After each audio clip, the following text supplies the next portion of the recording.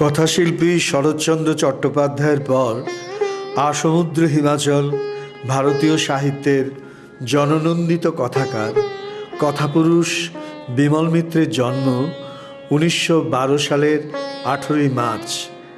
এই মহানগর কলকাতা থেকে ইংরেজ সরকার দেশের রাজধানী দিল্লিতে স্থানান্তরিত করার ঠিক ১৩ দিন আগে রেলের উচ্চপদস্থ চাকুরিজীবী চেতলার সবজি বাগান লেনের বাসিন্দা সতীশচন্দ্র মিত্রের বড় ছেলে বিজয় কুমার মিত্র পরবর্তী জীবনে ডাক্তার, মেজ ছেলে বিনয় কুমার মিত্র পরবর্তীকালে ইঞ্জিনিয়ার, আর ছোট ছেলে বিলু বা বিমল মিত্রের শিশুকাল থেকেই সৃজনশীল সাহিত্যে স্বীকৃতির শুরু গৃহশিক্ষকের কাছ থেকে পদ্য লেখার জন্যে রবীন্দ্রনাথের গীতাঞ্জলি গ্রন্থটি উপহার পেয়ে।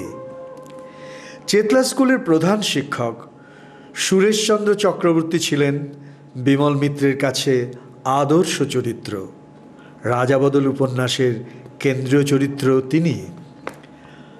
আশুতোষ ও বিদ্যাসাগর কলেজ থেকে আইএ ও বিএ পাশ করতে করতে সাহিত্য ও ইতিহাসের অধ্যাপকদের স্নেহময় অনুপ্রেরণার পাশাপাশি অনুপম ঘটক, পান্নালাল ঘোষ প্রমুখের সুরের জগৎ তাঁকে বিভোর করেছে। সুভাষ মুখোপাধ্যায় ও হেমন্ত মুখোপাধ্যায়ের বন্ধুত্ব আর সতুলাহার অন্তরঙ্গতা তাঁর কলকাতা বিশ্ববিদ্যালয়ের বাংলা এমের ছাত্রজীবনকে এই শহরের প্রাণের সুরের সঙ্গে একাত্ম করেছে।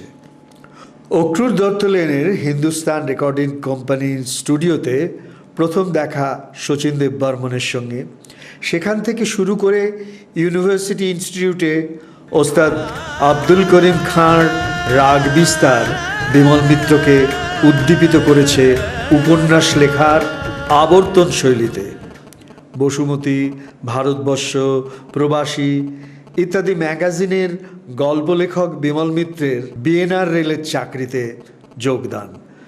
চক্রধরপুরের কর্মব্যস্ততা সাময়িকভাবে তাঁর সাহিত্য সৃষ্টিতে বিচ্ছেদ এনেছিল, কিন্তু ডিকেন্সের এ টেল অফ টু সিটিজ যাঁকে পরপর ৭ বার পাঠে শতাব্দীর তেপান্তরে ছুটে বেড়ানোর স্বাদ দিয়েছে, টলস্টয়, বালজাক, ফ্লবিয়ার, মোপাসা থেকে শুরু করে হাইনরিশ ফন ক্লাইস্ট যাকে প্রবলভাবে আকর্ষণ করে, দস্তয়েভস্কি, চেকভ, গোগোল, রুশো হয়ে যার প্রাণের আরাম, স্যামুয়েল বাটলার, টমাস হার্ডি ও সমারসেট মম, সেই বিমল মিত্রকে ফিরে আসতেই হয়।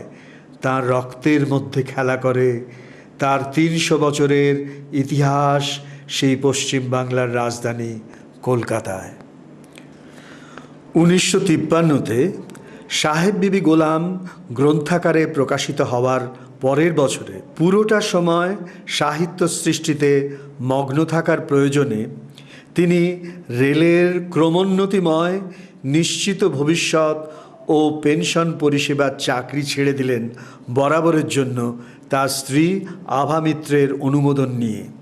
সর্ববৃহৎ উপন্যাস কড়ি দিয়ে কিনলাম দুখণ্ডে প্রকাশিত হওয়ার পর ছোটবাবের উপন্যাস সরস্বতীয়ার হিন্দি সুরসতিয়া প্রকাশিত হলে ছত্রিশগড়ি নিম্নবর্গের জীবনযাত্রার দুঃসহ বাস্তবতা ও সরকারি প্রশাসনের ঘুষ নেওয়ার কাহিনী অকুতভয়ে উন্মোচিত হওয়ায় মধ্যপ্রদেশ সরকারের প্রশাসনের মদতে ১০,০০০ লোকের মিছিল বিমল মিত্রের কুশপুত্তলিকা দাহ করে এবং মধ্যপ্রদেশ সরকার নিষেধাজ্ঞা জারি করে সুরসতিয়া উপন্যাসের ওপর।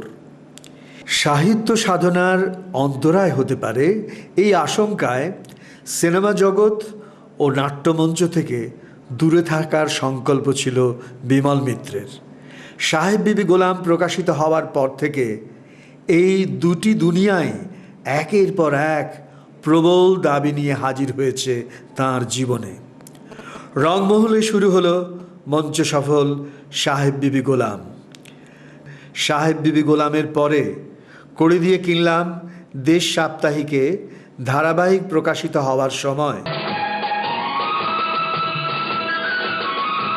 আমার গান কেমন শুনলে বললে না তো? আপনার গান শুনতে শুনতে মনে হলো বইতে যে গন্ধর্বলোকের কথা পড়েছি সেখান থেকে কোনো কিন্নরি এসে যেন গাইছে। গুরুদত্তের আমন্ত্রণে হিন্দি সাহেব বিবি গোলামের জন্যে তিনি বোম্বাইয়ে গেলেন এবং বম্বে ফিল্ম দুনিয়ার ঘনিষ্ঠ পরিচয় বিমল মিত্রের লেখায় অন্য মাত্রা এনে দিল।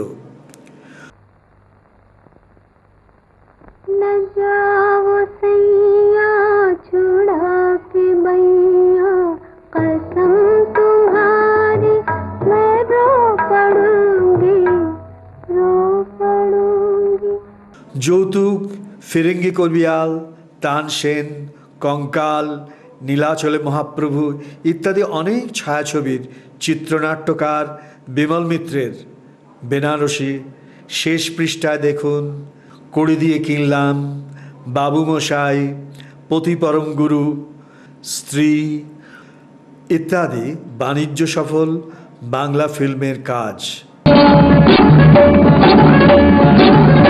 তোমাদের কোনটা হাসি, কোনটা ব্যথা, কোনটা প্রলাপ, কোনটা কথা তোমরা নিজেই জানো না। এর বাইরে জগৎ আছে তোমরা মানো না, তোমরা নিজেই জানো না। যেমন সাপিনীকে পোষ মানায় ওঝা, যেমন সাপিনীকে পোষ মানায় ওঝা। সাধারণ রঙ্গালয়ে পরস্ত্রী, কড়ি দিয়ে কিনলাম, বেগম মেরি বিশ্বাস, আসামি হাজির, সব ঠিক হয়, একক দশক শতক ইত্যাদি বিমল মিত্রের বহু পঠিত উপন্যাসের নাট্য প্রযোজনা। ছায়াছবি ও রঙ্গমঞ্চে বিমল মিত্রের কাহিনীর জয় জয়কার দশকের পর দশক জুড়ে। রেলের চাকরির সূত্রে সর্বভারতীয় চরিত্রের মিছিল তার কাহিনী মালায়। বিলাসপুরে তার সাহিত্যের ভুবনে এই অনুষঙ্গের একটা বিশেষ ভূমিকা রয়েছে। বিলাসপুরে প্রতিষ্ঠিত হয়েছে বিমল মিত্র সাহিত্য সমিতি। 1976 মরিশাসের হিন্দি সাহিত্য সম্মেলনে আমন্ত্রিত হয়ে সেই সম্মেলনে যোগ দেওয়ার পর দেশে ফিরে এসে বিমল মিত্র লিখেছেন চলতে চলতে। বিশ্বভারতী বিশ্ববিদ্যালয়ের উপাচার্য ইন্দিরা দেবী চৌধুরানী লিখেছিলেন, সাহেব বিবি গোলামের লেখককে নোবেল পুরস্কার দেওয়া উচিত।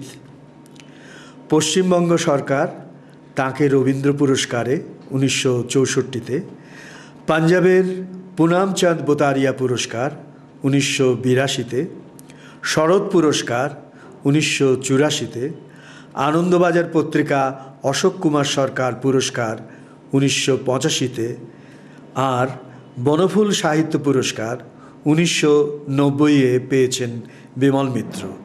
এইগুলোতে তিনি সম্মানিত হলেও তাঁর শ্রেষ্ঠ পুরস্কার কথাপুরুষ পেয়েছেন এবং তার লোকান্তরের এই 19 বছর পরেও উত্তরোত্তর অধিকতর পাচ্ছেন তার তামাম ভারতবর্ষ জুড়ে প্রসারিত পাঠক সমাজের ভালোবাসার কাছ থেকে।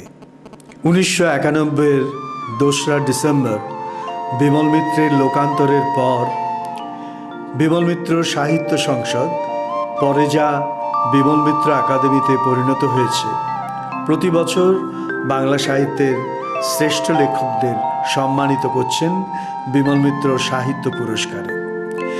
বিমল মিত্রের মৃত্যুর পর যে শোকমিছিল বিভিন্ন অঞ্চল পরিক্রমা করেছিল, তখনকার ডেপুটি মেয়র মণি সান্যাল এবং লেখক শচীন্দ্রনাথ বন্দ্যোপাধ্যায়ের নেতৃত্বে এবং পরে অহিন্দ্র মঞ্চে যে বিশাল স্মরণ সভা হয়েছিল, তার নজির সচরাচর মেলে না।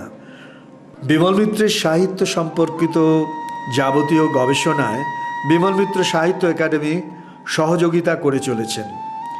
বিমল মিত্র রচনাবলী প্রকাশ চলেছে, আর 2011-তে বিমল মিত্রের জন্মশতবর্ষকে উপলক্ষ করে যে উৎসবের আয়োজন হচ্ছে সারা দেশ জুড়ে, তা বিমল মিত্রের সাহিত্য সম্পর্কে বিমল মিত্রের অনুরাগী পাঠকদের আরও বেশি আকর্ষণ করবে, এই আমাদের প্রত্যাশা।